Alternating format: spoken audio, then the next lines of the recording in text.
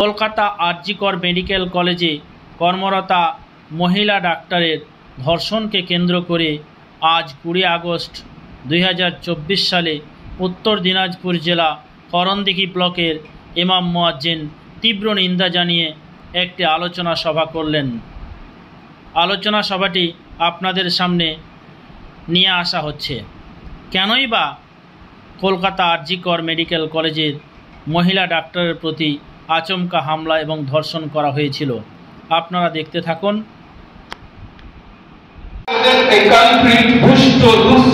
মানুষের পিছনে সরকার আইনি বিভাগে খরচ করে দিচ্ছে। এটার জন্য সময় দেওয়ার দরকার নেই, এটার জন্য একটা আলাদা আইনের প্রয়োজন। আমাদের সর্বভারতীয় নেতা অভিষেক বন্দ্যোপাধ্যায় সাথে সাথে বলেছেন যে এনকাউন্টার করে দাও, এটা দেরি করো না। যখন ভাড়া পড়বে বা জেনে যাবে, এদের জন্য উকিল ধরো, এটা করো, ওটা করো, দরকার নেই। এটা খুব তাড়াতাড়ি সাজাটা যদি হয়, তাহলে সমাজের মধ্যে ওই 1% যে খারাপ ব্যক্তি আছে তার মধ্যে ভীতি আসবে, ভয় আসবে, বাকিরা এরকম সাহস করতে পারবে না।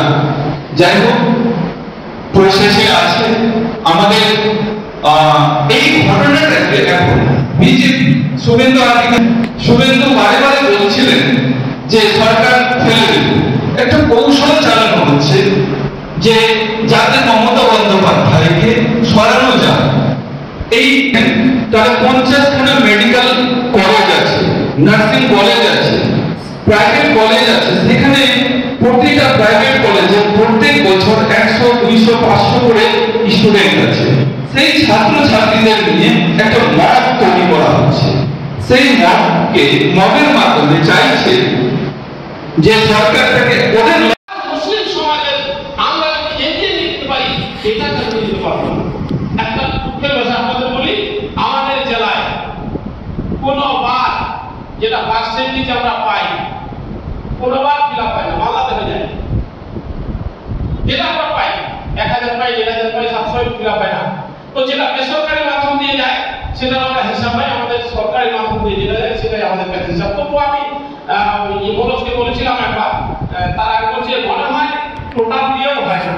তাহলে নিশ্চয়ই আমাদের মেহনতের কিছু কমি আছে, আমাদের মেহনতের কিছু আমাদের মানে যেটা আমরা মেহনত করি, আমাদের তো কাজেই ওটা যে আমরা যখন জুমাতে যাবো, জুমা প্রত্যেক জুমায় জন্য আমরা ভালো কথা বলবো, এটাই তো আমাদের কাজ। তার মধ্যে আজকে এখন বর্তমান হজের টাইমটা চলছে, হজের এপ্লিকেশন চলছে। ইনশাআল্লাহ আপনারা সবাই যারা যারা এসেছেন অঞ্চল ওয়াইজ দায়িত্ব কাজীদের তাকে বলেছিলাম আমি।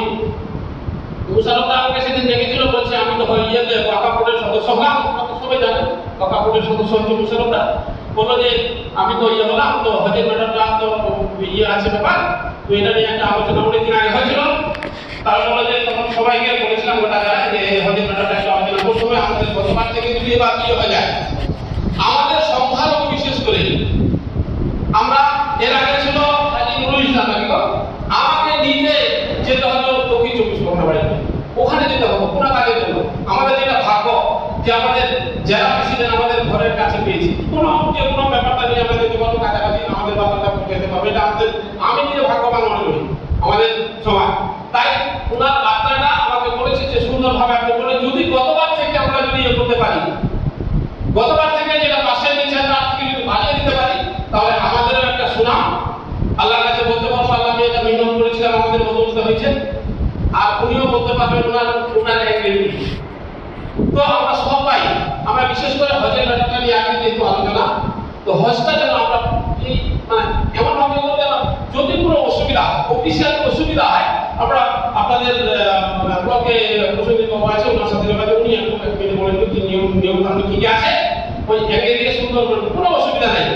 আপনাদের পাসপোর্ট থেকে চালু করে টোটাল ম্যাটারটা ওনারা ইয়ে করবেন। পরশুদিন আমাকে ফোন করলেন জামাতা সম্ভবত বাজারটা মনে হবে, হ্যাঁ জামাতা ফোন করেছিলেন, ওনার থেকে 6 জন 7 জন আছে। তো যাই হোক, আপনারা সবাই যারা এখানে এসেছেন সবাই আপনারা এটা ইয়ে করবেন যেন ইয়েটা কি হয় বৃদ্ধি আমরা পাই, হজের ব্যাপারটা যেন সবাই পাই, তাহলে এটা আমরা সাকসেসফুল হতে পারবো।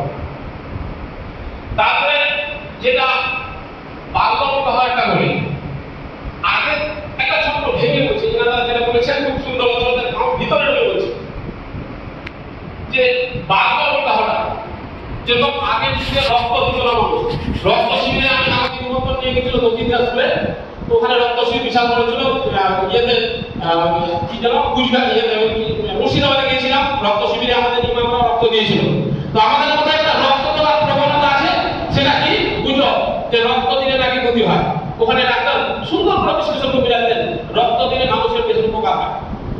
খারাপ রক্ত দিলে ওরা শোধন করে যেটা রক্তের মধ্যে বিভিন্ন বীজাণু থাকতে পারে, সেটাকে বার করে যখনই দিবেন তখনই ওই রক্তটা কি হয়, ওরা শোধন করে ওদের যার দরকার তাকে দিয়ে যায়, আপনার নতুন রক্ত তৈরি হয়ে যায়। ডাক্তার বিশ্লেষণ করে বুঝিয়ে দেন।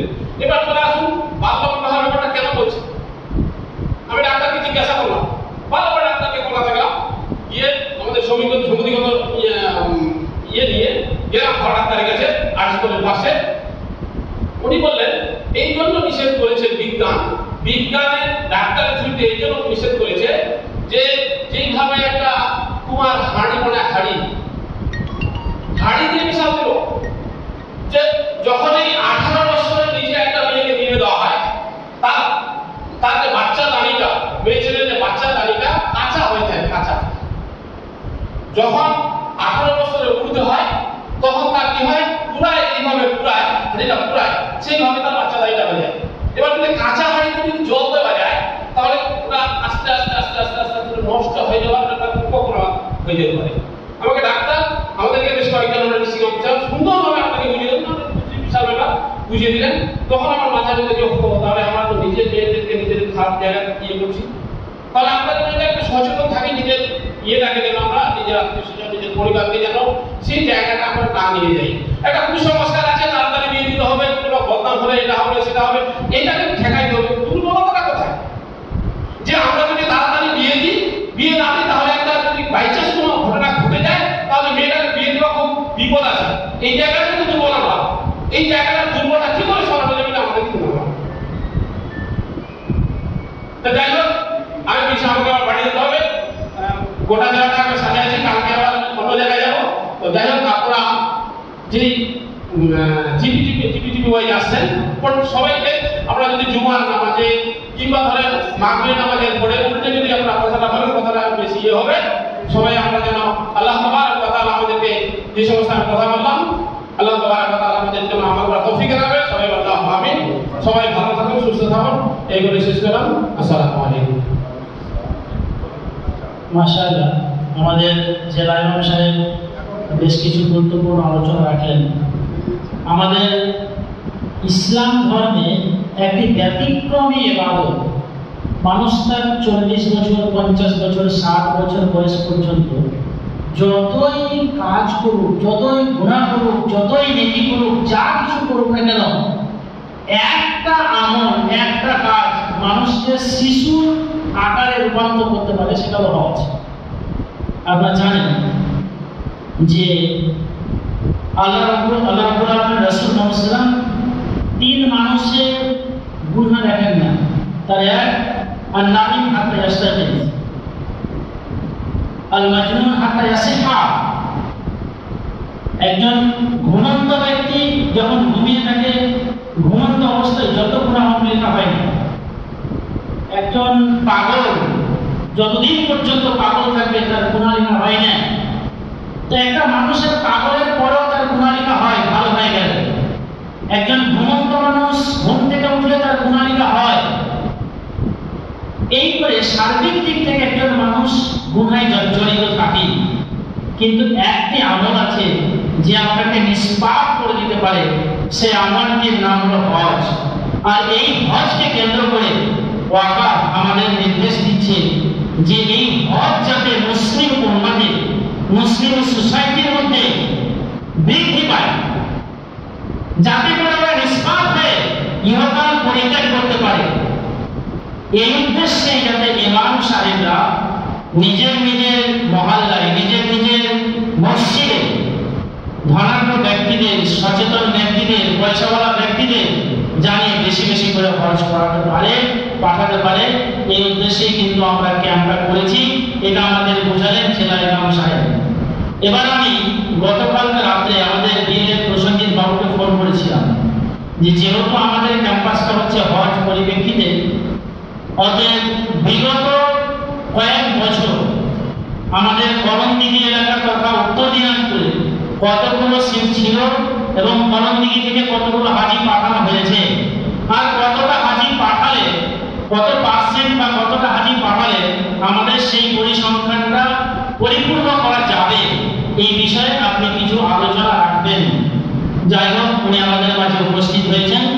এবার হজ পরিপ্রেক্ষিতে হজের অ্যাওয়ারনেস সম্পর্কে কয়েকটি কথা আমাদের ভিডিও রিপ্রেজেন্টেটিভ প্রসেনজিৎ বাবু আলোচনা করছেন। আসুন।